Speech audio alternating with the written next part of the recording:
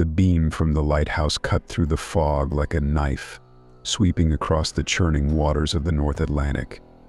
I watched it arc through the night sky, my gnarled hands gripping the railing of the observation deck. Each flash illuminated the jagged rocks below for a brief moment, before plunging them back into darkness. My name is Ethan Blackwood, and I've been keeper of the Widow's Point Lighthouse for longer than I care to remember. It's a lonely life out here on this godforsaken island, but it suits me. After what happened to Sarah and little Emily, well, let's just say I prefer the company of ghosts to the living. The fog was thick tonight, rolling in from the sea like a shroud. I could barely make out the tree line at the edge of the clearing, the gnarled pines swaying in the wind like arthritic fingers. But it wasn't the fog that had me worried. It was what the fog might be hiding. You see, tonight was the night of the full moon. And on this island, the full moon brings more than just a pretty view. I first noticed something was wrong about 6 months after I took the job. It started with the animals, mangled carcasses of deer and seabirds washing up on the shore, torn apart by something with incredible strength. Then came the howls, not like any wolf I'd ever heard before. These were deeper, more guttural, almost human. I tried to convince myself it was just my imagination playing tricks. God knows I've had enough of that over the years. But then I saw them, just glimpses at first. Dark shapes moving through the trees faster than any natural creature. Eyes gleaming in the underbrush, reflecting the lighthouse beam like hellfire. I reported it to the Coast Guard, of course. They sent a team to investigate. 4 young men full of bravado and skepticism. They never made it back to the mainland. We found what was left of them scattered across the island like bloody confetti. After that, the authorities were content to let sleeping dogs lie, so to speak. They stopped sending supply boats during the full moon, told me to lock myself in the lighthouse and wait it out, as if a few iron bars could stop those things. A flash of movement caught my eye, snapping me back to the present. There, just at the edge of the trees, a shadow darker than the rest, moving with predatory grace. My blood ran cold as I saw more shapes emerging from the forest, padding silently across the rocky ground towards the lighthouse. They were early tonight. Usually they waited until the moon was directly overhead before beginning their hunt. Something must have drawn them out. That's when I heard it, the low thrum of an engine, growing louder by the second. My eyes scanned the foggy horizon until I spotted it, running lights cutting through the mist, a ship headed straight for the island. "No," I whispered, my voice hoarse with disuse. "God, no." I lunged for the control panel, my arthritic fingers fumbling with the switches. The lighthouse beam flickered and died as I redirected all power to the foghorn. Its mournful wail shattered the night, echoing across the water. "Stay away." I tried to signal in Morse code.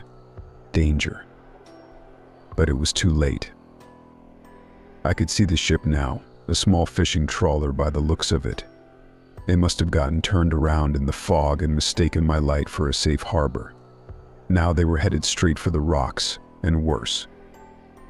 I grabbed the radio, practically shouting into the receiver. "Unidentified vessel, this is Widow's Point Lighthouse. Do not approach." I repeat, do not approach the island. Turn back immediately. Static crackled through the speaker. Then a confused voice replied, "Widow's Point, this is the Mary Ellen.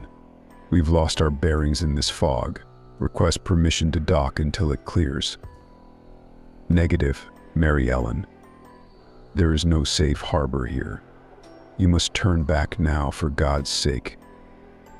But even as the words left my mouth, I knew it was useless. The Mary Ellen was committed to her course now, headed straight for the narrow channel between the rocks.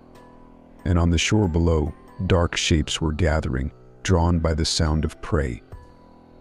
I watched in helpless horror as the trawler navigated the treacherous waters, inching closer to the small dock at the base of the lighthouse. 5 men disembarked, looking relieved to be on solid ground. They waved up at me, shouting thanks for guiding them in. If only they knew. I tried one last time to warn them. "Get back on your boat," I screamed, my voice cracking. "Leave now, before it's too late." They looked up at me in confusion. One of them, a big man with a bushy beard, cupped his hands around his mouth to shout back, "What's the problem, old-timer? We just need to wait out the fog." That's when the first howl split the night. It was answered by another, then another, until the air was filled with their terrible chorus. I saw the men below freeze, the blood draining from their faces as they finally realized the danger they were in. They ran for the boat, but they never made it. Dark shapes burst from the underbrush, moving faster than the eye could follow. I caught flashes of fur and fang in the moonlight as they fell upon the hapless fishermen. The screams that followed will haunt me for the rest of my days. I wanted to look away, to shut my eyes against the carnage below. But I couldn't. I owed it to those poor souls to bear witness to their final moments. It was over in minutes. The beasts fell upon the Mary Ellen next, ripping into the hull with terrifying strength. Soon there was nothing left but splinters floating on the bloody water. As the last of the screams faded away, one of the creatures looked up at me. In the moonlight, I could see its face clearly for the first time. A nightmarish fusion of wolf and man, with intelligent eyes that gleamed with malevolent hunger. It threw back its head and howled, a sound of triumph and challenge that chilled me to my very soul. The others joined in, their cries echoing across the water. Slowly, deliberately, they began to pad towards the lighthouse. I stumbled back from the railing, my heart pounding in my chest. I knew the heavy iron door at the base would hold them off for a while, but how long? They were stronger than any natural animal, driven by a hunger that couldn't be sated. As I hurried down the spiral staircase, I could hear them scratching at the door, snuffling and growling. The thick oak groaned under their assault. I reached the storeroom and began gathering supplies with shaking hands, canned food, water, my old service revolver, enough to last until dawn, if I was lucky, if the door held. Another crash from below, louder this time. A triumphant howl. They were through the first door. I retreated to the top of the lighthouse, barricading myself in the lamp room. Outside, the full moon mocked me, casting its pale light over the island. I could see dark shapes moving on the rocks below, circling the base of the lighthouse like sharks scenting blood. As the sounds of them climbing the stairs grew louder, I found myself wondering, how long had they been here? These creatures. Were they some twisted experiment gone wrong, or something older, more primal? In the end, I suppose it didn't matter. They were here now, and they were hungry. I checked my watch. 4 hours until dawn. I chambered around in the revolver, the click echoing in the small room. 4 hours. It might as well have been an eternity. The scratching at the door grew more frenzied, punctuated by snarls and the splintering of wood. I could hear their claws scrabbling on the metal stairs, drawing ever closer. My hands shook as I aimed the revolver at the door. 6 shots. There were at least a dozen of them out there. The math wasn't in my favor.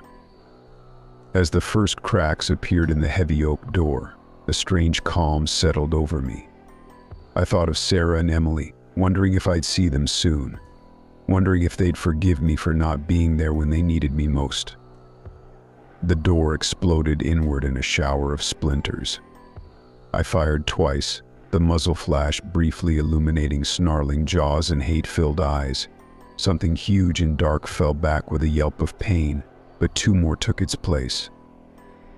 I kept firing until the gun clicked empty, but it was like trying to hold back the tide. They poured into the room, a writhing mass of fur and fang and claw. As they closed in, I had one last desperate idea. I lunged for the control panel, my fingers scrambling for the switch. The werewolves were almost on me, hot breath on the back of my neck when I found it. I threw the switch. The lighthouse beam blazed to life, brighter than I'd ever seen it.